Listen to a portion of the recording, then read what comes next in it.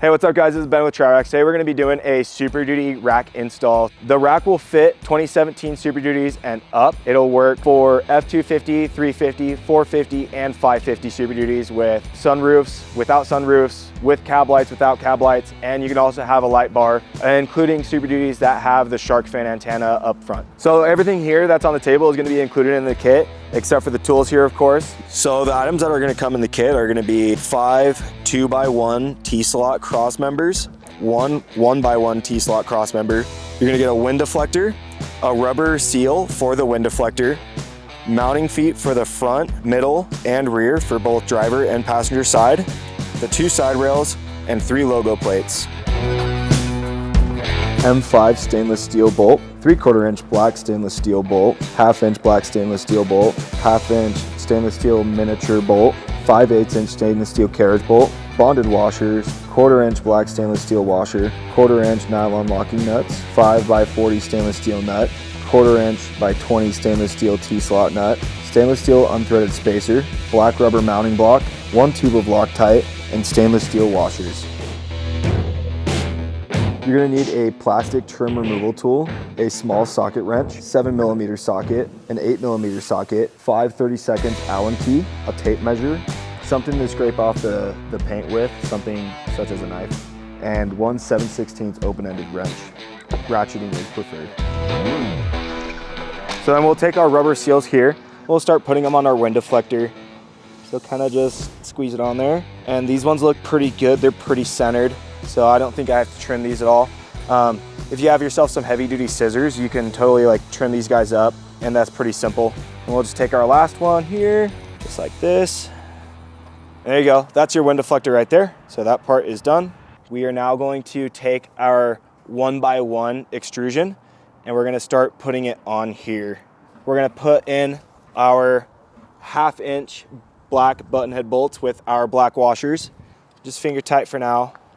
And it helps if you have your Allen key here, so you can help line up those extrusion nuts. And just do the same thing, bolt it right down. And that right there is your wind deflector assembly all ready to go. So that's ready to be on your rack.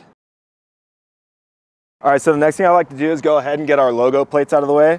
And we have all these little tiny bolts here and these little tiny nuts. And these guys are just gonna be finger tight. Okay, so we find our logo plate here and we try and line it up best with the bend here. We'll run the actual bolt on the outside and then the nut goes on the inside. And we'll do the other one. Your end result looks just like that. So it looks really good and clean. And then we'll just move on to the next guy here. We're going to grab our extrusions. You're going to grab 2 extrusions out of your 5 extrusions, and you have your cutouts here, and you can choose whether you want to put them on your driver's side or your passenger side. I've always done passenger, so it's all your choice. And you'll just kind of stage them. And we'll start grabbing our side rails. You'll take your side rail here. Your extrusions that don't have your mounting feet are gonna be the second to last and the second from the front. So kind of put it just like that. Find your 3/4 inch button head bolts with your black washers and just go ahead and thread one of them. Continue holding on to your side rail so it doesn't fall. You'll line up your second extrusion here, grab another one, and then we'll thread this as well, just like that. Now your side rail can stand alone. Grab 2 more of these guys and thread the other holes. Okay, now one side is done. We'll go get our other side rail and just do the same thing like you did on the other side. Thread it. Grab your 1x1 extrusion and your wind deflector assembly. Kind of just put it in place here and you'll thread that guy in. All right, one side down, one more to go. All right, now your wind deflector is in place. You're gonna leave this rack as is here for a minute, and we'll go grab our other 3 extrusions with our mounting feet, and we'll get those guys ready to go up on the roof. All right, so now you're gonna grab all your 3/4 inch carriage bolts here, and you're gonna find your extrusion. So you're gonna make sure that your mounting feet are gonna go on the bottom side of the extrusion. So with your cutouts here, You want to flip it over and you'll be working on this bottom side here. So now you're going to find all of your carriage bolts. You're going to slide it in just like so, and you'll repeat. You'll do 2 each channel for a total of 4 on each of these cross members. All right, so now you're going to take all of your spacers and your nylon locking nuts, and you're put them on the bottom side here of the mounting foot. Thread them down, and you want to tighten them down to the point where they're just about to touch the cross member, just like that. You'll do it for both sides here. And now that they're touching, you're gonna want to back them off just a little bit so they can kind of slide just like that. If you look from the top down, you want to make sure they're flush when you put it up on the truck. So flush as in the mounting foot is flush with the both back and front end of the cross member. And you'll do that with all 3 of your cross members. Make sure that your mounting feet are not mixed matched. So part number 3 and 4 will be on your first cross member.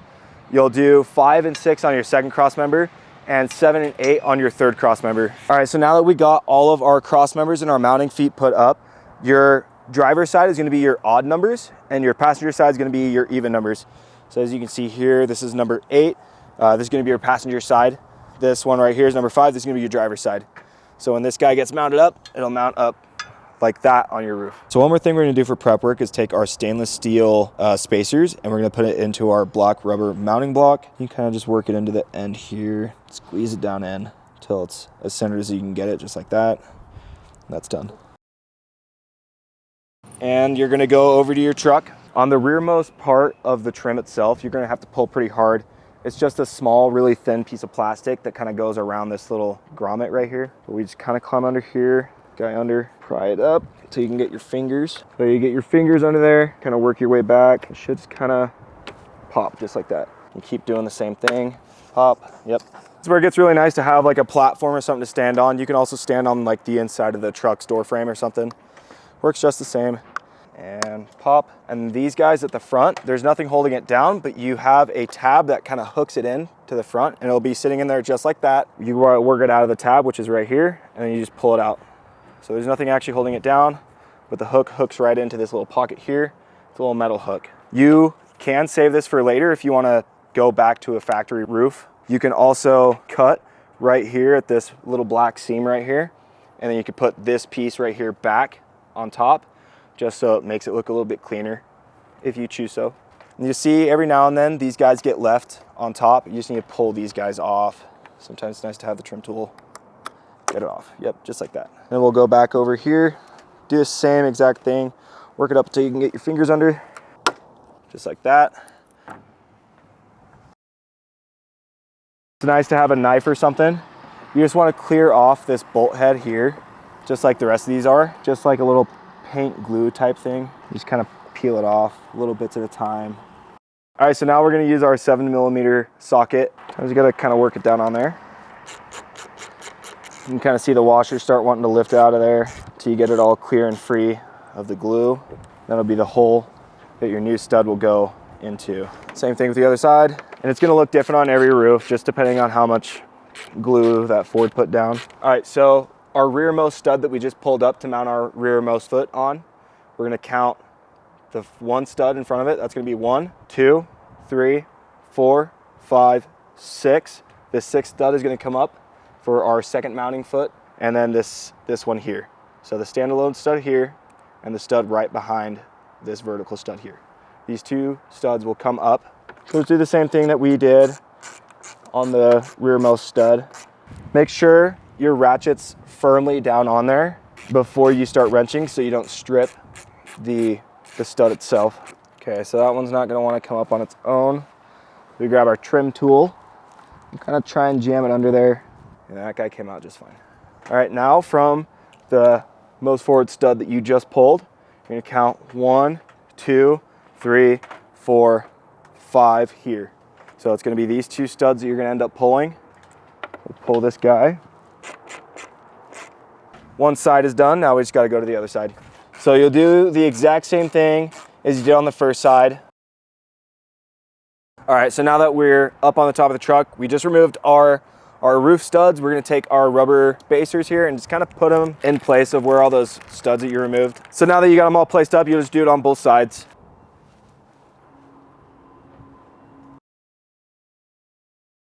All right, so now you're gonna start taking your cross members here with your mounting feet, just kind of getting them in place. Make sure you have your M5 bolts in your hands, ready to go. But your mounting feet, your rearmost mounting feet are gonna be facing forward. You start lining everything up.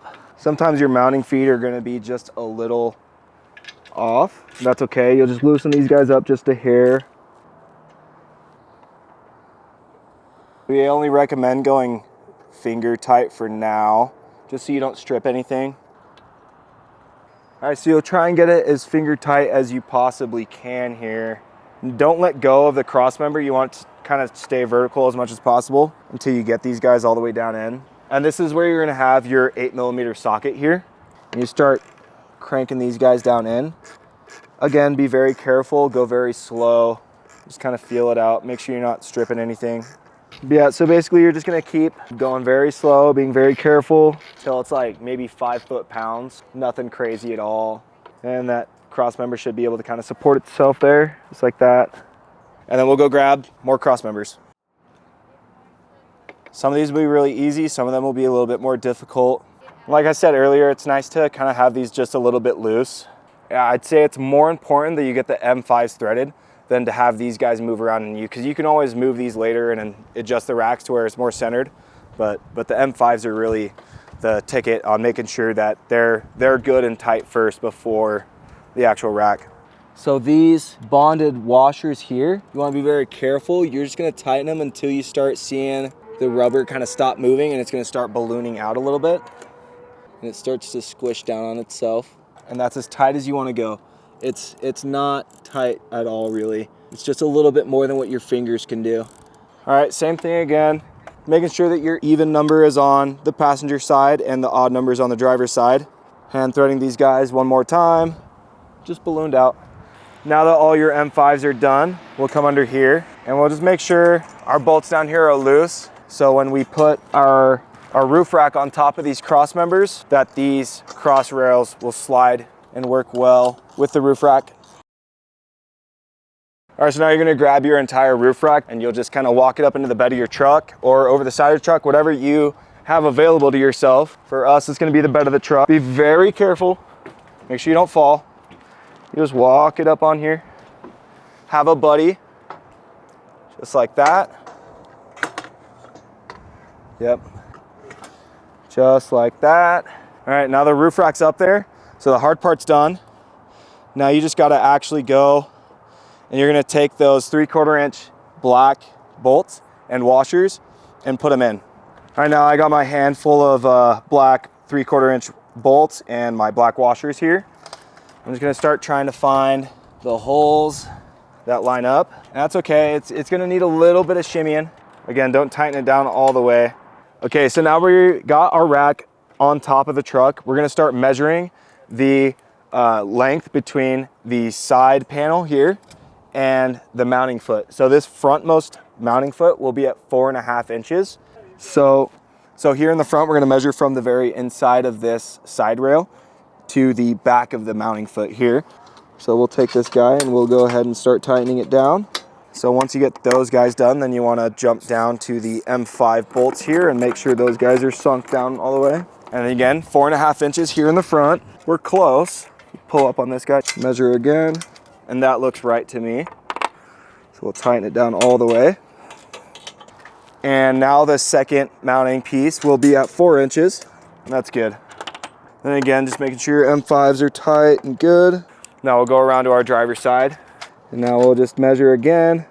Make sure we're at 4 inches. This one's not quite at 4 inches. Move it up, measure it. That right there is 4 inches. So we'll tighten it down here.